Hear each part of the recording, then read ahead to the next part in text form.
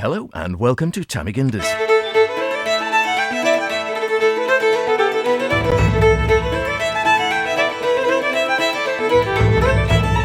Now, Mee Gindys quite literally means I wonder in Manx, and this is a show where we wonder about all sorts of things around the Isle of Man. And possibly beyond. We have a challenge, we have a dip into the archives, we see just what is out and about.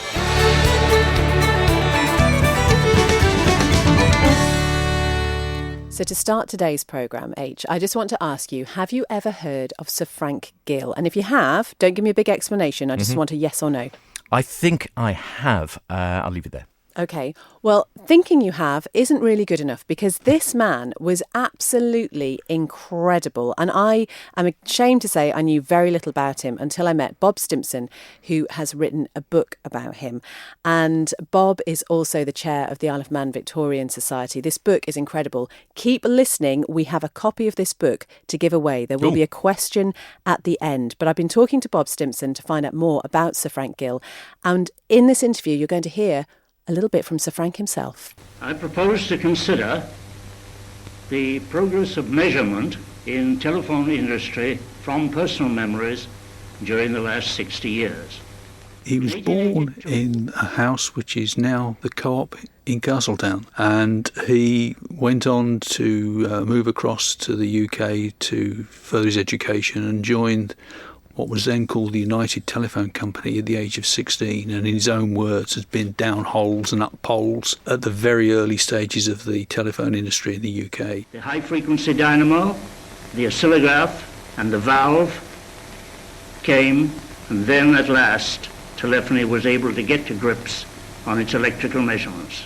At that early stage, when he first started his training, switchboards in telephone companies were operated by young boys, and they quickly abandoned the idea when they found that the subscribers weren't getting the telephone connections they were expecting because the lads would bunk off to either smoke or play football.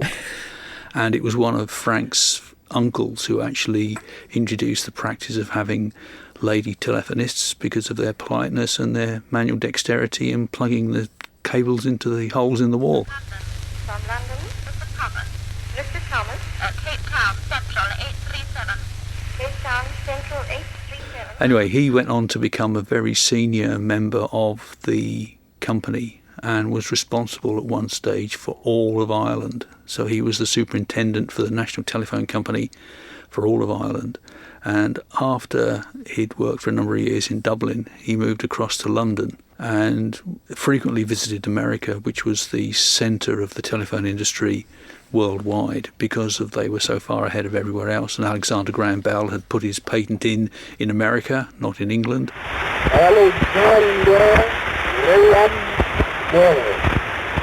So he had developed a skill and a reputation that even the Americans regarded this Manxman as the best telephone engineer outside America, and this was in 1900. He went on to further his career, and he was the president-elect of the Institution of Electrical Engineers in 1922. And this is a period where the very early wireless transmissions, what we regard today as a radio program in 1922, were regarded as wireless telephony messages because it was still on the telephone emphasis. The technology and the terminology that we know today that Manx Radio use and the BBC use of wireless or radio programs, then it was a radio telephone message because it was conveying information only, not so much entertainment. The post office had the exclusive right to grant licenses for broadcasters to transmit these programs as we now know them. And in the early 1920s, the post office were being inundated by requests from companies to grant them licenses to broadcast. They decided that the best way forwards was to invite the manufacturers of the equipment. In modern terms, the wireless radio equipment manufacturers would be granted a license to broadcast, and the income they had from the radio sets would fund the programs. And the post office invited 48 manufacturers to meet together And the post office basically wanted somebody to arrange for the manufacturers to agree the way forwards so it didn't compete. And it basically took the emphasis off the post office and placed it on the manufacturers. So these manufacturers asked Frank Gill to chair it because of his reputation and his superb skills as a mediator and negotiator. So he was considered an extremely capable man in the early 1920s. He sat down with these manufacturers and they agreed to form a small group called the Big Six, which was basically six, and then the post office asked for a smaller manufacturer called Burndep to be added in. So the Big Six became the Big Six plus one. He then sat down with them for a couple of months and they thrashed out an arrangement. Initially, two of the big companies, Marconi, who's everybody's heard of today, and a company less known called Metropolitan Vickers, wanted two separate organisations, and the post office were willing to consider two organisations. Marconi and Metropolitan Vickers had different opinions on, basically they saw the market for radio stations and wanted to basically carve it up between them. And to cut a long story short, Frank Gill banged their heads together and said, you are going to form a single organisation. He also outlined the need for public accountability and the public service aspect of it. And it was he who drove Marconi and Metropolitan Vickers to bury their differences. The chief executive of Marconi then put together a proposal which was accepted by them all. And as soon as that single proposal had been formulated in enough detail to satisfy those concerned, Frank then stood down as the chairman of this committee because he had commitments to go to America to work with American Telegraph, which is AT&T, which is still going today. He stood down and Sir William Noble stepped in as the chairman, and the minutes of this meeting, which are still on record at the BBC at Caversham, show that Sir William Noble almost apologised to the committee by saying, I'm the only reason I'm sitting here is because Frank has gone off to America to carry on his work there. So the single entity structure of the BBC that we know today is down to the negotiating skills and the mediating ability of one Manxman. Conjured up in sound and sight by the magic rays of light that bring television to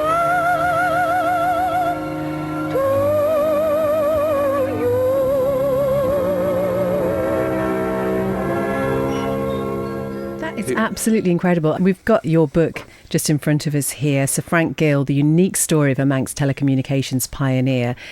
And as we said right at the start of this, not somebody that most people will be very familiar with. And thank goodness we have this in front of us, Bob, to actually reflect just what a significant person he is. And a lot of detail on his early years as well. You mentioned the fact that he was born in what is now the local co-op store in Castletown. Some wonderful Victorian photographs in here. I mean, a labour of love, I'm guessing, putting all this together? Yes, definitely was. I mean, my background, my interest is with Manx inventors, and I've got quite a collection of old documents that refer to those. Frank Gill was a remarkable Manxman, and from the records I've found, he frequently referred to his Manx origins because the Institution of Electrical Engineers did a film of him talking about quality control, a really exciting topic, but it does introduce him as the Manxman Frank Gill as their former president. Is that footage still available? Yes, it is. Yes, you can see it on the internet. He did amazing things in the 1900s. 1912, he provided the telephones used by Scott's Antarctic expedition. When they returned, he gave one to his daughter, who was a pupil at Cheltenham's Ladies' College, and they still have it. And I was fortunate to talk to their archivist and got further details about Iris Gill, his daughter, and this remarkable piece of equipment. He later went on, literally a few months after the work with the BBC, he did the very first wireless telephone call between New York and London. He was at the London end, and the chief engineer of AT&T was in New York, and they linked together and even had Marconi as one of the members of the audience in London. That's incredible, isn't it? Absolutely remarkable. And then a couple of years later, he frequently visited America and then continued to work in something like 20 countries. And he received awards from the Japanese, the Spanish and the Chinese awarded by their governments. And as is the requirement here, you have to have royal approval in Britain to wear a foreign award. And the king at the time was gracious enough to allow Frank to wear these 3 awards, or certainly to refer to them. He knew Marconi as a personal friend. Alexander Graham Bell knew him, and he also knew John Logie Baird, the inventor of the TV. Wow. Because they were transmitting television signals along high-quality telephone lines in the 1930s. It is now 12 years since this apparatus showed the transmission of outline images to the public for the first time. So he's an absolutely amazing guy. He really is. And with this book, you have given us all the chance to learn so much about him. I mean, it's fairly hefty, this. You must have had to do so much research and as I say, all the photographs in there. I mean, how long did it take you to write? Well, one of the benefits of lockdown was you can start to study, and in March and April and May this year, being sort of forcibly confined without choice. That's what I applied myself to, and just got on with it. I'd done a lot of research beforehand. I gave a talk to the Victorian Society in January on his career. But between January and when the book was published a few weeks ago, I managed to find out a lot more information, including the fact that one of his companies called Creed, which is based in Croydon, manufactured a thing called Enigma with Type X modifications, which was a modification of the German Enigma machine that Alan Turing is so famous for breaking at Bletchley Park.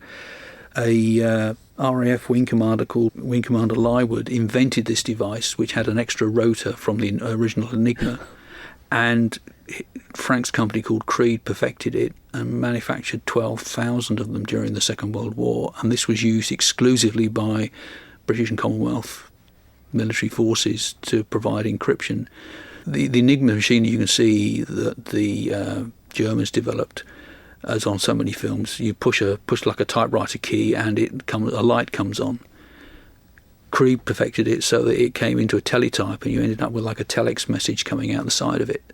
So far more easy to use and far quicker to use. And how wonderful that we can claim him, quite rightly, as one of our own. Oh yes, I think it's fantastic because he came back to the island on numerous occasions. He deposited an old photograph of his family, which included Deemster Gill, with the Manx Museum. He cherished his Manx heritage. But when you cannot measure it, when you cannot express it in numbers, your knowledge is of a meagre and unsatisfactory kind. Surely, measurement has been the greatest factor in the development of telephone services. The words of Sir Frank Gill there. What an incredible man. I'm so grateful to Bob Stimson for taking the time to come in and tell me all about Sir Frank Gill. And we do have a copy of his book to give away. Ooh, and is it signed? Do you know it's not? I wonder whether I could get Bob in to sign it before we give it away. Do you know what? I'm sure he will do, actually. I'm sure he would do. I'm going to ask you a question, not for you to answer, H. Can I win? Well, No, I mean, you could I get can't. the answer right. Where was Sir Frank Gill born? Now, if you were listening closely, thank you. Put your hand down, hand down. If you're listening closely, Bob does mention it at the start of that interview, but you can also listen back as well if you're struggling a little bit.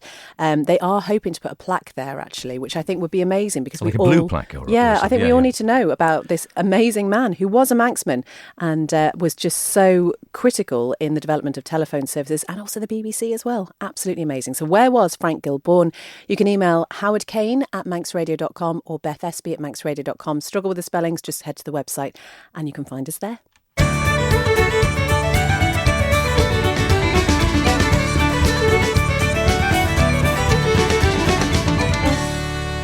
So this is Mee Gindys on Manx Radio with Beth and Howard. And I want to tell you something else now, H. So There's more. There is. On breakfast on Monday, Right. we were playing Where's Hartley Hiding? And somebody suggested that Ben was actually hiding on the Tower of Refuge. It's not the Tower of Refuge, just so you know.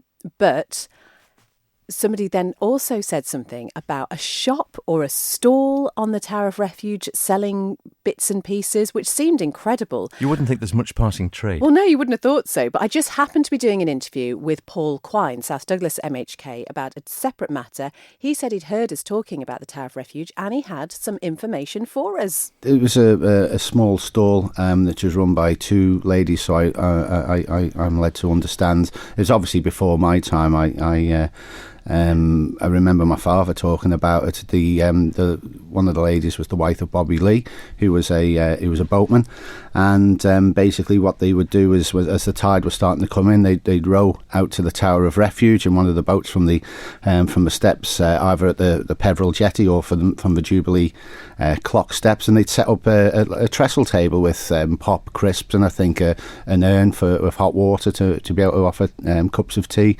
to the visitors who'd row out in the rowing boats to the tower, which obviously was a magnet for. It was the best advertising you could get for people to take an hour's rowing.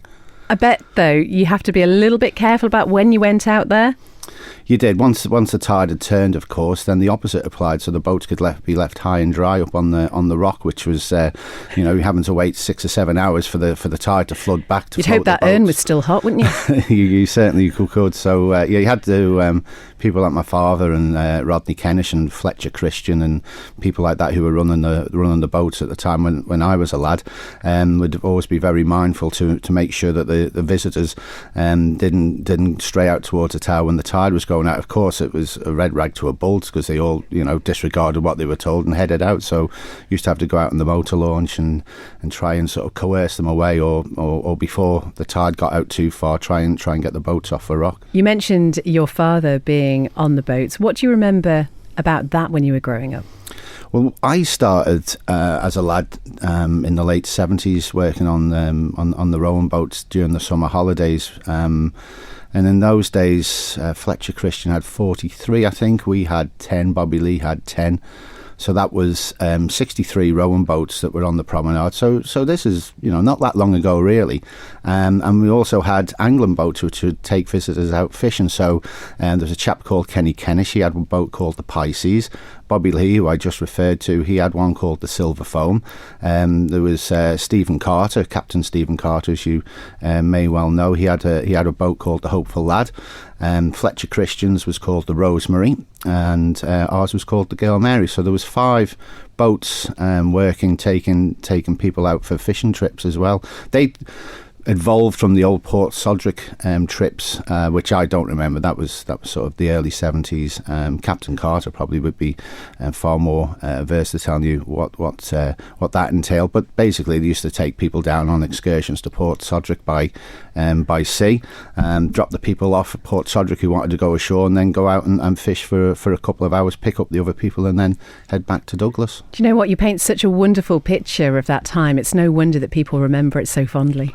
It was a lovely way to spend a summer, I mean, we were coming towards the end of mass tourism, sadly, but one of the things I always remember would be sort of in the early evening when we'd had a long hot day and we were waiting for the tide to take the boats back up into the inner harbour, and just sort of sitting out in the boats, and you could hear the sort of the clip clop of the horse trams going along the prom, and the promenade sort of coming to life, and the bustle of people going about their evening business, and singers tuning up in the hotels, because each hotel tended to have a singer on in those days as well. So you'd sort of hear someone tuning their guitar in the Athol Hotel, for instance, or something like that. So yeah, it was they were very fun times to think back about. A little bit different from looking out on the prom as we sit here on this cold November morning.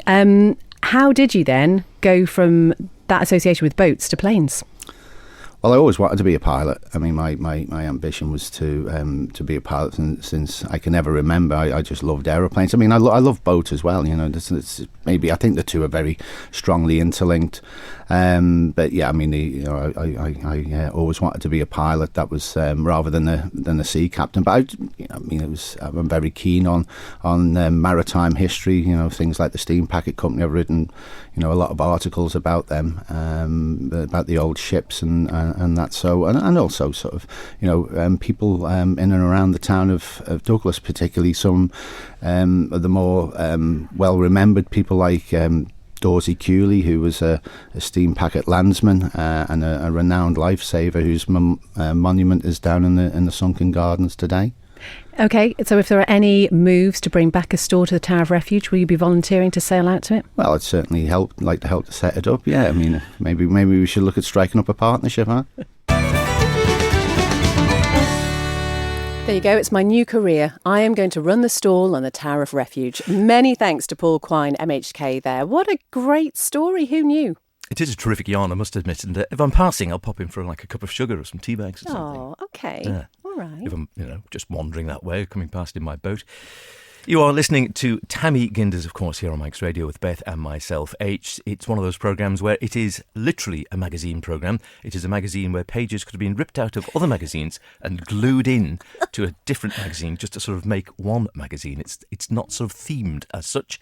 Anything and everything. You've made it really clear there. Do you know, somebody asked me at the weekend, what does it actually mean? What do you actually do? And I think you've really cleared it up. Really cleared it up. Thank you for that. Yeah. Now listen, last week we always have a little challenge. Now we've got one. We might actually save this one for next week. Okay. Because one I was going to do, but maybe next week we'll do it. You gave me a lava lamp once. I did. As a birthday present, which is very it's very cherished and sits on the side, and I quite enjoy it. And I was looking the other day something, and it said how to make your own homemade lava lamp with salt, water, oil, and food colouring. Oh, fantastic. Let's do that next week. I've got all the ingredients, yes. We'll do that next week. OK, next week is actually the last in the series, so that would be a nice one to... What a way to finish, if it works. In the meantime, last week, I was showing you the wonders of corn flour and water. Yes, and this was a really odd one. Basically, you presented me with this mixture and then told me to punch it. And I did, and it was very strange. When you put a pen in slowly, it acts as a liquid. Exactly. When you punch it, it was pretty solid.